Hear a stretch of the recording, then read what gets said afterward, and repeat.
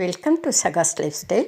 இன்றைக்கி பாசிப்பருப்பில் பீர்க்கங்காய் சேர்த்து அஸ்தல் டேஸ்டியில் ஒரு குழம்பு செய்யலாம். 1/4 கிலோ பாசிப்பருப்பை லேசாக வறுத்து கழுவி எடுத்து குக்கரில் போட்டிருக்கேன். தேவையான அளவு தண்ணி ஊற்றிக்கலாம். நல்லா கலந்து விட்டாச்சு. இப்போ எண்ணெய் 1 ஸ்பூன் ஊற்றிக்கலாம். நான் ரீஃபைண்ட் ஆயில் ஊற்றிருக்கேன். எண்ணெய் ஊற்றினோமா சீக்கிரம் வெந்துடும். எந்த பருப்பாக இருந்தாலும் பருப்பு வேக வைக்கும்போது 1 ஸ்பூன் எண்ணெய் ஊற்றினோமா பொங்கி வழியாது, சீக்கிரமாக வெந்துடும். மஞ்சத்தூள் 1 ஸ்பூன் போட்டுக்கலாம். சீரகம் 1/2 ஸ்பூன் போட்டுக்கலாம். சீரகம் உடம்புக்கு ரொம்ப நல்லது, அதனால் 1/2 ஸ்பூன் போடுறேன். 3 பெரிய சைஸ் தக்காளி பழத்தை கழுவி கட் பண்ணி வச்சுருக்கேன், போட்டுக்கலாம். புளி சேர்க்க வேண்டியதில்லை, அதனால் தக்காளி பழம் நிறையா போட்டால் டேஸ்டியாக இருக்கும். சின்ன வெங்காயம் 15 உரித்து கழுவி எடுத்து வச்சுருக்கேன், அதையும் போட்டுக்கலாம். பூண்டு 2 கட்டி எடுத்து உரித்து வச்சுருக்கேன், அதையும் போட்டுக்கலாம். பருப்பு சேர்க்குறப்ப பூண்டு சேர்த்தனோமா ரொம்ப நல்லது. பாசிப்பருப்பு, துவரம்பருப்பு, கடலைப்பருப்பு எதுவாக இருந்தாலும் பூண்டு சேர்த்துட்டோமா ரொம்ப உடம்புக்கு நல்லது. நல்லா கலந்து விடலாம். நல்லா கொதிக்கட்டும். கொதிக்கிற வரை வெயிட் பண்ணலாம். கொதித்ததும் மூடி போடலாம். நல்லா கொதிச்சிருச்சு. மூடி போட்டு 3 விசிலுக்கு வேக விடலாம். கொதித்ததும் மூடி போட்டோமா பொங்கி வழியாது. பாசிப்பருப்பு சீக்கிரம் வெந்துடும், அதனால் 2 விசில் அல்லது 3 விசில் விட்டோமா போதும். 3ஆவது விசில் வந்துருச்சு. கேஸ் ஆஃப் பண்ணிடலாம்.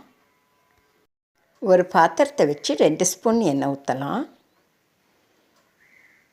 எண்ணெய் நல்லா சூடாகட்டும், வெயிட் பண்ணுவோம். தினமும் ஈஸியாக சிம்பிளாக செய்யக்கூடிய சமையலை தான் நான் வீடியோவாக போடுறேன். என் வீடியோவுக்கு சப்போர்ட் பண்ணுங்கள், சப்ஸ்கிரைப் பண்ணுங்கள்.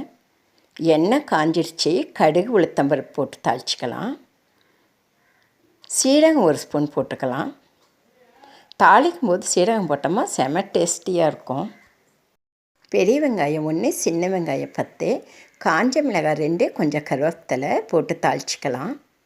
வெங்காயம் நல்லா வதங்கட்டும். சின்ன வெங்காயம் பெரிய வெங்காயம் கலந்து செய்கிறப்ப எந்த காயாக இருந்தாலும் டேஸ்டியாக இருக்கும், குழம்புகளுக்கும் டேஸ்டியாக இருக்கும். நல்லா கலந்து விடுவோம். நல்லா வதங்கட்டும். வெங்காயம், கருவேப்பிலை, காஞ்ச மிளகாய் நல்லா வதங்கிருச்சு. இந்த அளவுக்கு சிவக்க வதங்கணும். பீர்க்கங்காயை தோல் சீவிட்டு கழுவி கட் பண்ணி வச்சுருக்கேன், போட்டுக்கலாம். பீர்க்கங்காயை கட் பண்ணிவிட்டு கழுவக்கூடாது, தோல் சீவிட்டு கழுவிட்டு கட் பண்ணணும்.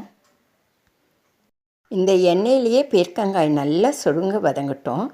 கொஞ்சமாக உப்பு போட்டுக்கலாம். நான் உப்பு போட்டேன், வீடியோவில் மிஸ் ஆகிடுச்சு, கொஞ்சமாக போட்டுக்கோங்க. நல்லா சுருங்க வதங்கட்டும். 5 நிமிஷம் ஆகிடுச்சு. 5 நிமிஷத்தில் வதங்கிடுச்சு. இது தண்ணி விடும். இந்த காய் உப்பு போட்டோமா தண்ணியெல்லாம் இழுத்துரும், சீக்கிரம் வதங்கிடும். வேக வச்ச பாசிப்பருப்பை போட்டுக்கலாம். தேவையான அளவு தண்ணி ஊற்றிக்கலாம். நமக்கு எவ்வளவு குழம்பு தேவையோ அந்த அளவுக்கு தண்ணி ஊற்றிக்கலாம்.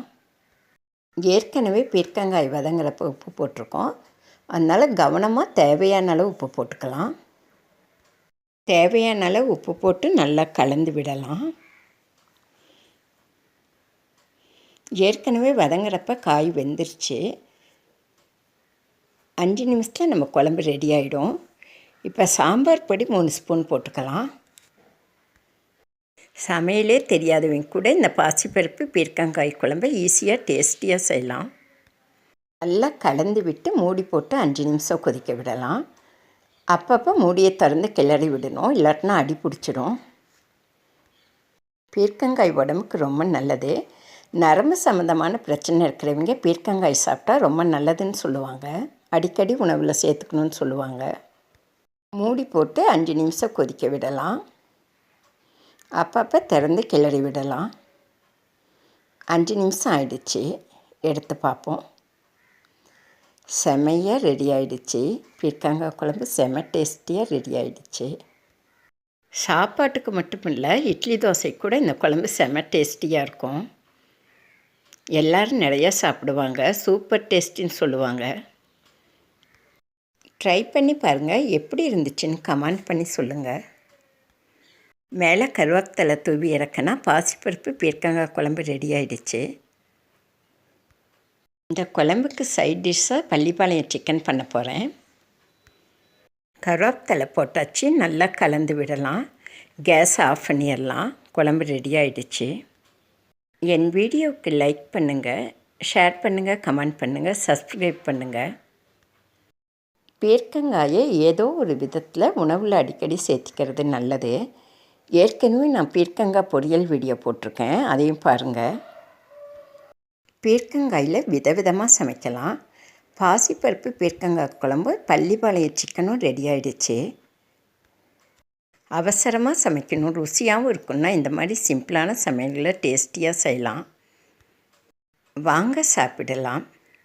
என் வீடியோ பார்த்த உங்களுக்கு என் மனமார்ந்த நன்றிகள். நாம் அடுத்த வீடியோவில் சந்திப்போம். சப்போர்ட் பண்ணுங்கள், சப்ஸ்கிரைப் பண்ணுங்கள்.